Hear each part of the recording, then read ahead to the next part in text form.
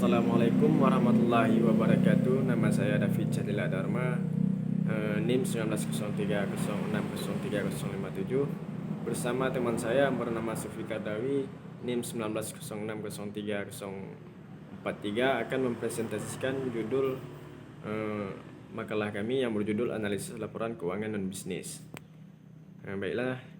Organisasi nirlaba. Organisasi nirlaba adalah suatu organisasi yang bersasaran pokok untuk mendukung suatu isu atau perihal di dalam menarik perhatian publik untuk suatu tujuan yang tidak komersial tanpa ada perhatian terhadap hal-hal yang bersifat mencari laba.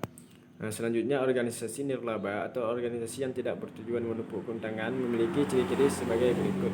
Yang pertama, sumber daya entitas berasal dari para penyumbang yang tidak mengharapkan pembayaran kembali atau manfaat ekonomi yang sebanding dengan jumlah sumber daya yang diberikan. Selanjutnya, menghasilkan barang atau jasa tanpa bertujuan menumpuk laba, dan kalau suatu entitas menghasilkan laba, maka jumlahnya tidak pernah dibagikan kepada para pendiri atau pembeli entitas tersebut. Yang ketiga, tidak ada pemilikan seperti lazimnya pada organisasi bisnis, dalam arti pemilikan dalam organisasi nirlaba tidak dapat dijual, dialihkan, ditebus kembali, atau kepemilikan tersebut tidak mencerminkan proporsi pembagian sumber daya entitas pada saat likuidasi atau pembubaran entitas. Selanjutnya, dasar pemikiran akuntansi organisasi nirlaba. Di Indonesia, pemerintah membentuk komite standar akuntansi pemerintah. Organisasi penyusunan standar untuk Indonesia itu dibangun terpisah dari FASB DAS atau Dewan Standar Akuntansi Keuangan Ikatan Akuntansi Indonesia di Indonesia karena karakteristik entitasnya berbeda. Selanjutnya, entitas pemerintah tidak mempunyai pemegang saham atau semacamnya, memberi pelayanan masyarakat tanpa mengharapkan laba, dan mampu memaksa pembayar pajak untuk mendukung keuangan pemerintah tanpa peduli bahwa imbalan bagi pembayar pajak tersebut memadai atau tidak memadai. Selanjutnya, tujuan laporan keuangan organisasi nirlaba. Yang pertama, laporan keuangan organisasi non-bisnis hendaknya dapat memberikan informasi yang bermanfaat bagi penyedia dan calon penyedia sumber daya. Yang kedua, memberikan informasi untuk membantu para penyedia dan calon penyedia sumber daya dalam menilai pelayanan yang diberikan oleh organisasi non-bisnis. Yang ketiga, memberikan informasi yang bermanfaat bagi penyedia dan calon penyedia sumber daya serta pemakai dalam menilai kinerja manajer organisasi non-bisnis. Yang keempat, memberikan informasi sumber daya ekonomi, kewajiban, dan kekayaan bersih organisasi serta pengaruh dari transaksi untuk mengubah sumber daya dan kepentingan sumber daya tersebut. Yang kelima, memberikan informasi mengenai kinerja organisasi selama satu periode. Yang keenam, memberikan informasi mengenai bagaimana organisasi memperoleh dan membelanjakan kas dan sumber daya kas, mengenai utang dan pembayaran kembali utang, dan faktor-faktor yang mempengaruhi likuiditas organisasi. Yang ketujuh, memberikan penjelasan dan interpretasi untuk membantu pemakai dalam memahami informasi keuangan yang diberikan. Selanjutnya, pernyataan standar akuntansi keuangan PSAK nomor 45. PSAK nomor 45 tentang pelaporan organisasi nirlaba diterbitkan oleh Ikatan Akuntansi Indonesia untuk memfasilitasi seluruh organisasi nirlaba non pemerintah. Dalam PSAK, karakteristik entitas nirlaba ditandai dengan perolehan sumbangan untuk sumber daya utama atau aset penyumbang bukan pemilik entitas dan tak berharap akan hasil imbalan atau keuntungan komersial. Selanjutnya akan dilanjutkan oleh teman saya yang bernama Sufi Kardawi. Bismillahirrahmanirrahim. Assalamualaikum warahmatullahi wabarakatuh.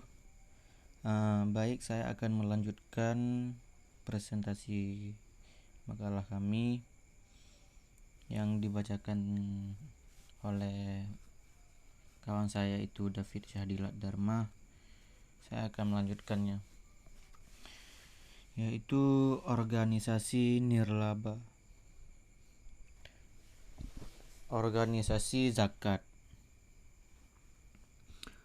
Organisasi zakat adalah salah satu organisasi nirlaba cukup banyak organisasi zakat bermunculan di Indonesia. Persoalan yang cukup mendasar adalah bagaimana organisasi zakat dapat diaudit dengan benar sehingga akuntabilitas dan transparansi terjamin. Berdasarkan PSAK 45 yang berlaku efektif sejak Januari 2000, maka organisasi zakat harus membuat laporan posisi keuangan, laporan aktivitas, laporan arus kas, dan pernyataan atas laporan keuangan. Teten Kusniawan dari Institut Manajemen Zakat IMZ menambahkan satu laporan, yaitu laporan dana termanfaat. Organisasi nirlaba 2, organisasi pendidikan tinggi atau universitas. Pada umumnya, suatu universitas berdiri dalam naungan suatu yayasan. Dalam hal keuangan, seluruh keuangan yang dikelola universitas pada hakikatnya adalah milik yayasan.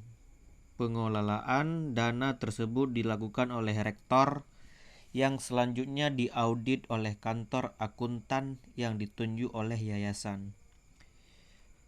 Pertama, sistem pelaporan dan penanggungjawab keuangan universitas. Sistem ini sudah dicoba diterapkan dalam pengelolaan keuangan. Pihak universitas mencoba untuk melakukan standarisasi dengan mengacu pada PSAK nomor 45. Dua karakteristik pengelolaan keuangan universitas. Seluruh keuangan yang dikelola universitas pada hakikatnya adalah milik yayasan. Keuangan universitas bersumber pada A. Uang penyelenggaraan pendidikan dan uang sumbangan pendidikan yang diperoleh dari mahasiswa. B. Usaha-usaha lain yang sah terkait dan tridharma perguruan tinggi. C. Subsidi pemerintah, sumbangan, dan bantuan lain baik dari dalam negeri maupun luar negeri yang tidak mengikat. D. Hasil usaha yayasan. 3. Acuan penyusunan laporan keuangan universitas. Laporan keuangan universitas mengacu pada laporan organisasi nirlaba seperti yang telah distandarisasikan pada PSAK nomor 45. Laporan keuangan terdiri dari A. Laporan posisi keuangan, B. Laporan aktivitas, dan C. Laporan arus kas.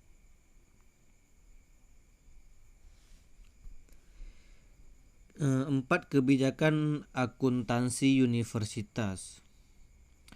Berikut ini kebijakan akuntansi penting yang dapat digunakan universitas dalam menyusun laporan keuangan sesuai dengan prinsip akuntansi yang berlaku umum di Indonesia.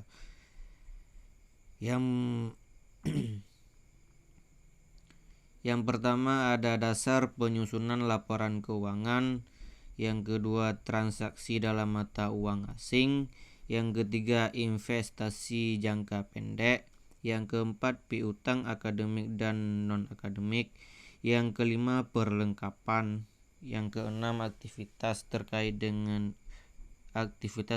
untuk investasi, 7 6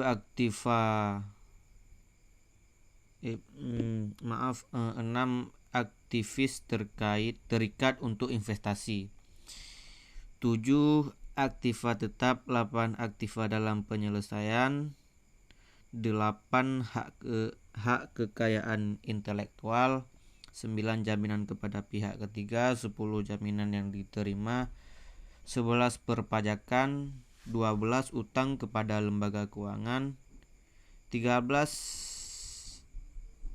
tunjangan hari tua, 14 aktiva bersih, dan ke-15 pendapatan. Jadi inilah presentasi kami.